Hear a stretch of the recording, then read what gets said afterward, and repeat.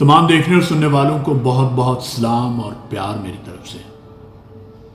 आज की इस वीडियो का मौजू और मकसद एक परदेसी इंसान और उसकी ज़िंदगी के साथ मुंसलिक हालात व वाक़यात, मामलात और हक़ाइक़ को डिस्कस करना है। मैं बज़ाते खुद एक मुसाफिर और एक परदेसी इंसान हूँ।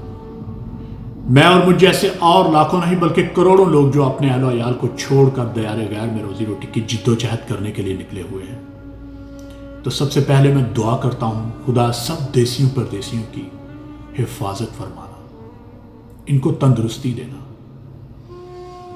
एक मुसाफिर और परदेसी इंसान की जो सबसे बड़ी हकीकत और तल हकीकत ये होती है कि उसको इस बात का पता नहीं होता कि उसकी ज़िंदगी बाकी कितनी है और उसकी मुसाफत कितनी बाकी है।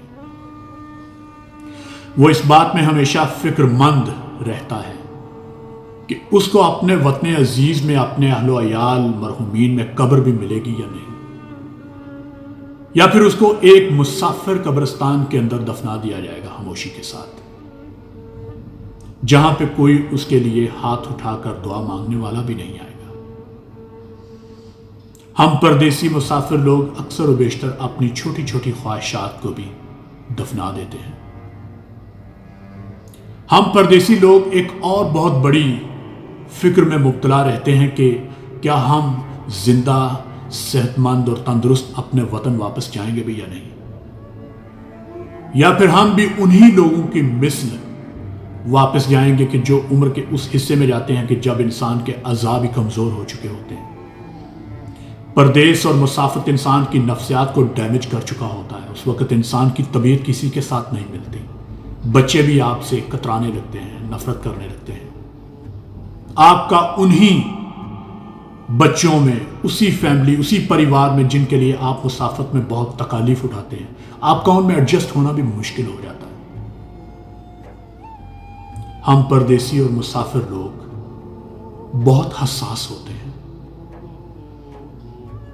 मैंने 18 साल की मुसाफत में बहुत बार यह तजुर्बा किया है कि सारे दिन की मजदूरी के बाद थक हार के एक आदमी आता है और वो 3 फीट बाई 6 फीट के स्ट्रेचर नुमा बेड पे वो लेटता है और समटाइम्स वो रोना शुरू कर देता है। न जाने क्या क्या उसके जहन में सोचें होती हैं, क्या क्या फिक्र होते हैं कि वो इंसान बच्चों की तरह हिचकियां लेकर रोना शुरू कर देता है।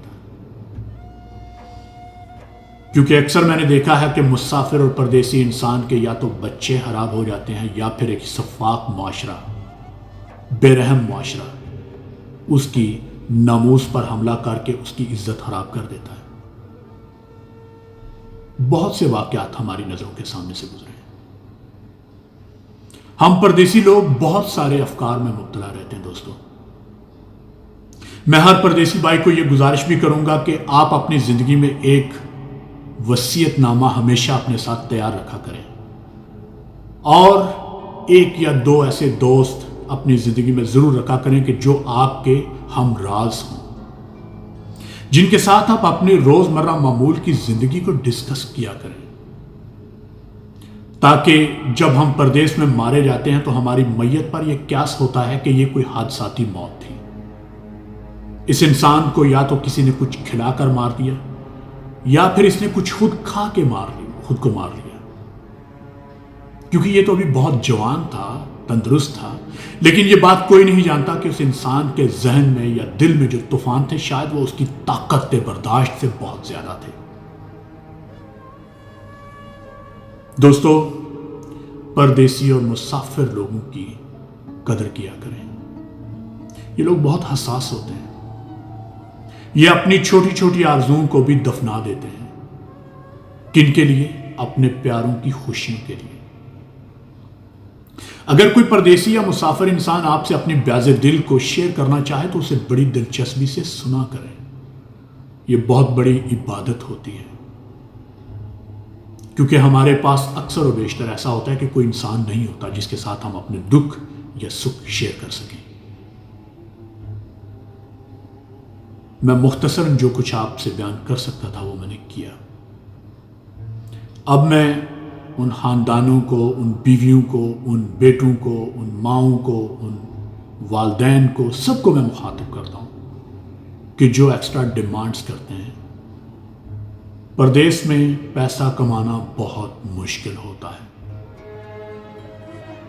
یہاں پہ عرب کی سرزمین جہاں پہ میں رہتا ہوں، جب یہ صحرا تپتا ہے نا، جب سورج سر پہ آتا ہے تو زمین لال ہونا شروع ہو جاتی ہے، اور بہت سی ماؤں کے لال ہمت ہار جاتے ہیں باخدا. آنکھوں دیکھے بہت سے ایسے واقعات ہیں. پردیسیوں کی، مسافروں کی قدر کیا کریں اور ہمارے لیے دعا بھی کیا کریں، اور دعا کیا کریں کہ ہم تندرست جلدی اپنے ٹارگٹس کو مکمل کر کے اور اپنے وطن واپس اپنے بچوں میں لوٹ جائیں. خدا آپ سب کو، دیسیوں پردیسیوں کو اپنی حفظ و امان میں رکھے. خدا حافظ.